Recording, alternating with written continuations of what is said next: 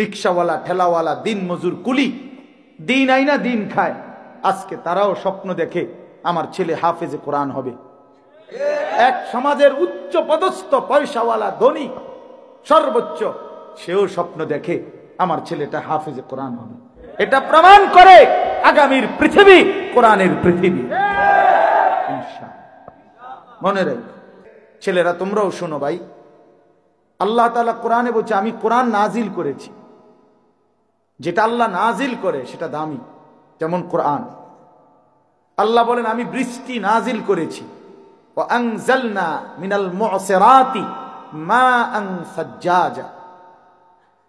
আল্লাহ বলেন আমি মেঘমালা থেকে আমি আল্লাহ তাআলা অঝরে বৃষ্টি নামাই, নাজিল করি, লিনুখরিজা বিহি হাব্বান ওয়া নাবাতা। আর এরপরে আমি জমিন থেকে শস্য, বীজ, উদ্ভিদ, চারা এগুলো উৎপন্ন করি। ওয়া জান্নাতিন আলফাফা, ঘন বাগান, ফলের, ফসলের, ফুলের আমি আল্লাহ তাআলা এই জমিনের মধ্যে থেকে বের করে আনি। তো আমি আসমান থেকে বৃষ্টি নাজিল করি। আনজালনা ওয়া আনজালাল ফুরকান, আল্লাহ বলেন তিনি আল্লাহ কোরআন নাজিল করেছেন। ফুরকান মানে কোরআন। ঠিক এরকম ভাবে আল্লাহ তাআলা বলেন যে লোহা, আল্লাহ তাআলা বলছেন লোহা আল্লাহ তাআলা নাজিল করেন। ওয়া আনজালনাল হাদিদ ফীহি বাসুন শাদীদ। আল্লাহ তাআলা বলেন আমি লোহা নাজিল করি। কে নাজিল করে?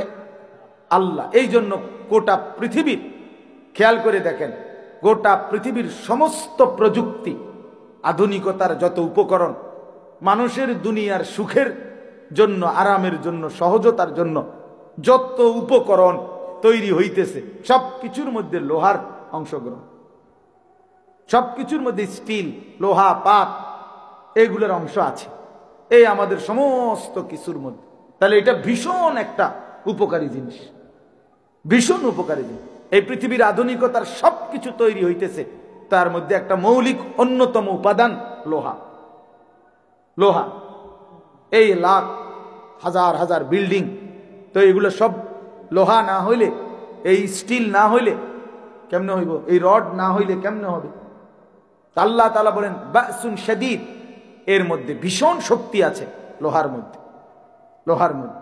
তো যেটা আল্লাহ নাজিল করে সেটা দামি হয়, গুরুত্বপূর্ণ হয়। তাহলে আল্লাহ বলেন কোরআন আমি নাজিল করেছি, এটা গুরুত্বপূর্ণ। বৃষ্টি আমি নাজিল করি, এটা গুরুত্বপূর্ণ। লোহা আমি আল্লাহ নাজিল করেছি, এটা অত্যন্ত গুরুত্বপূর্ণ। ঠিক আল্লাহই বলছেন কাদ আনজালনা আলাইকুম লিবাসান, আমি পোশাক নাজিল করেছি, অতএব এটা গুরুত্বপূর্ণ। এটা জানতেন একটা কিছু ফিনলেই হইল না, যে কোনো কারো বেঈমান কাফের মুশরিকদের দেখে দেখে ভাইয়া একটা কিছু পড়লেই হলো না। মুসলমান এত ফালতু হয় না, মুসলমান এত অল্পতে হেরে যায় না। যেই কোনো কাফের বেঈমান, ইয়াহুদি, খ্রিস্টান, হিন্দু, বৌদ্ধ, নাস্তিক, মুরতাদে যেটাই আমারে দেখাই দিল আমি এটাই পড়লাম, এটাই পড়লাম। মহিলাদের নেশাই এটা।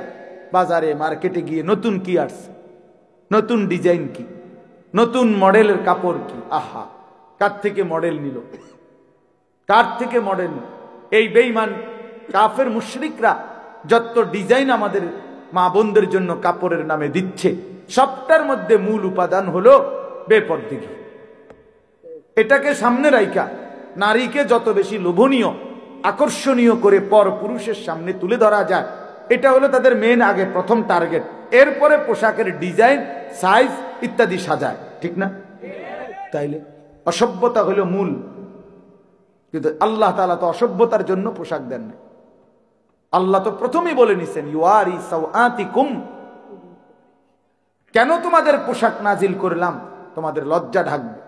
একমাত্র মানুষ, এই পৃথিবীর সব প্রাণীর দিকে তাকায় দেখেন, গরু, ছাগল, কুকুর, বিড়াল, এরা এদের লজ্জাস্থান নিজ দেহের কোনো অংশ দিয়া ঢাকে। আল্লাহ কুদরতি ভাবে এভাবে রাখছে, লেজ দিয়ে, দুই পায়ের অবস্থান দিয়ে তারা তাদের লজ্জাস্থান ঢাকতে পারে।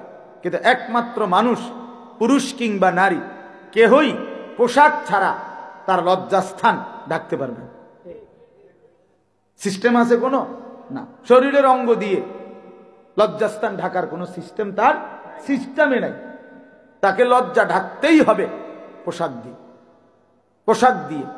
এই জন্য আল্লাহ বলছেন পোশাক আমি নাজিল করেছি ইউয়ারি সাওআতিকুম, এটা তোমাদের লজ্জা ঢাকবে।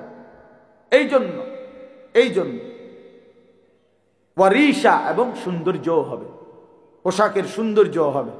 এই জন্য আমি অনুরোধ করছি ছেলেরা, প্রিয় ভাই, নিজের পোশাকের প্রতি যত্নবান হও। একটা পোশাক একটা মানুষের ধর্মের পরিচয় বহন করে, পোশাক মানুষের বংশের পরিচয় বহন করে, পোশাক মানুষের ব্যক্তিত্বের পরিচয় বহন করে, পোশাক মানুষের রুচির পরিচয় বহন করে। বাহ্যিক এই পোশাক মানুষের ভিতরের চিন্তাধারার প্রকাশ করে।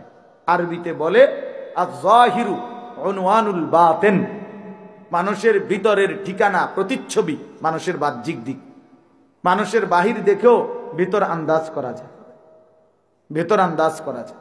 যেমন একদম সহজ উদাহরণ, কোন মানুষের দিকে, চেহারার দিকে তাকাইয়েই মানুষ বলে কি ভাই মনটা খারাপ,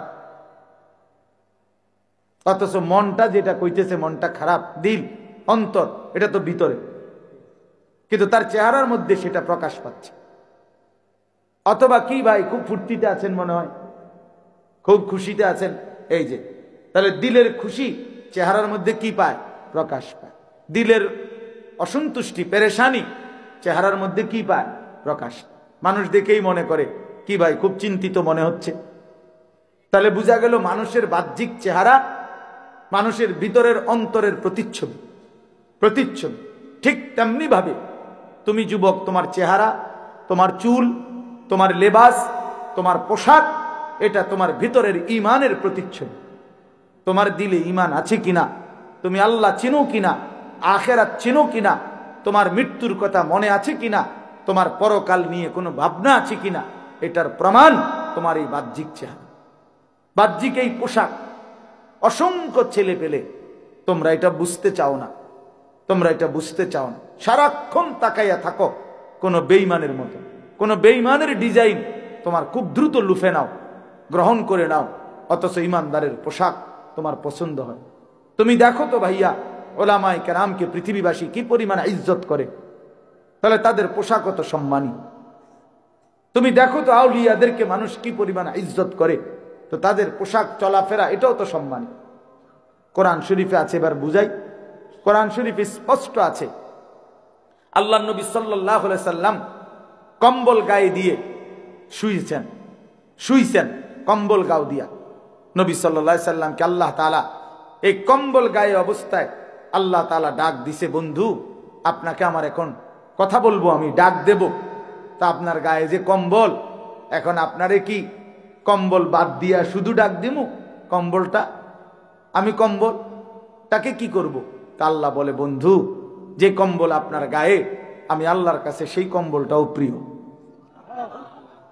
এই জন্য বন্ধু শুধু আপনাকে ডাকবো কেন, কম্বলটাকে সহই ডাক দেই, ইয়া আইয়ুহাল মুজাম্মিল, হে কম্বল পরা বন্ধু আমার।